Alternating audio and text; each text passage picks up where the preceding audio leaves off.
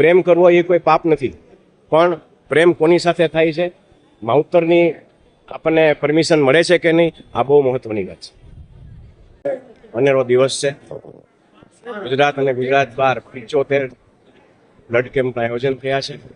સાથે સાથે વૃક્ષારોપણ અને ડિસેબલ્ડ બાળકો અને મેન્ટલ રિટાયર્ડ બાળકો માટેની સ્પેશિયલ કેમ્પ થયા છે. આ બદલ જે ભાઈઓ બહેનોએ આમાં આ જહેમત ઉઠાવી છે એ બદલ હું ખૂબ ખૂબ આભાર માનું છું.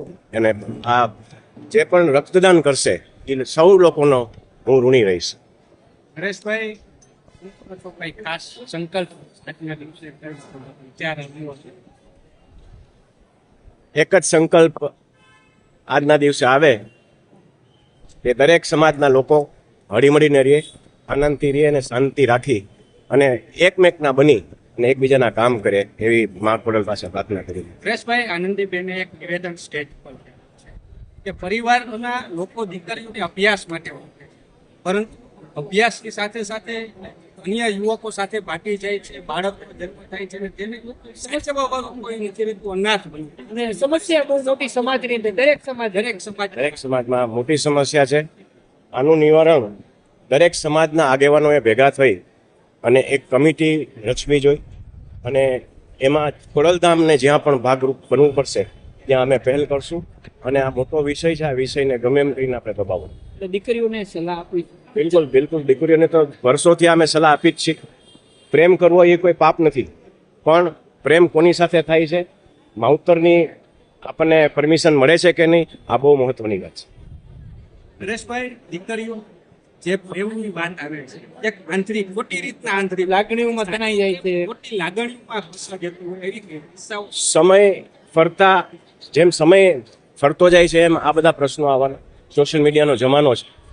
દીકરીઓ કાચી ઉંમરની હોય, ગમે રીતે એટ્રેક્ટ થતી હોય અને આમાં ક્યાંક ઘણી જગ્યાએ ફસાતી હોય. તો દીકરીઓને પણ મારી આ તકે આજના દિવસે ખાસ વિનંતી છે અને લાગણી છે કે આમાં બહુ ચકાસી અને ક્યાંય એટ્રેક્ટ થવાની જરૂર નથી. પ્રભુ પર ભરોસા રાખવો, ભગવાન ઉપર ભરોસા રાખવો. જે આપણને મળવાનું છે અહીંથી કોઈ છીનવી નથી જવાનું.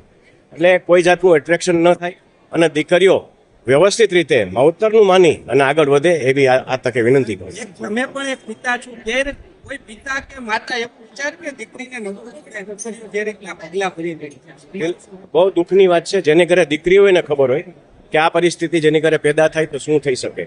એટલે દીકરીઓને ફરીથી મા બાપ તો ઈચ્છતા જ હોય કે એની દીકરી બહુ સારા ઘરે જાય, સારી જગ્યાએ પ્રસ્થાપિત થાય, પણ જ્યારે આવા પ્રશ્નો ત્યારે દુઃખની વાત છે. દીકરીઓને ફરીથી અપીલ અને વિનંતી કરું છું કે એટ્રેક્શનમાં ન આવી અને સાચા પગલે સાચા રસ્તે જાય. સિંગર દીકરીઓ છે તેને લઈને પણ ઘણા વિવાદો છે.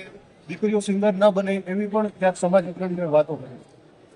સમાજ અને સોશિયલ મીડિયા ખૂબ મોટા થઈ ગયા છે. દરેક સમાજના આગેવાનો ઘણી બધી વાતો કરે છે. આપણે એક સમાજને લઈને આજે વાત ન કરી, પણ આ એક જે આપણે પ્રશ્ન કર્યો એ દરેક સમાજનો પ્રશ્ન છે.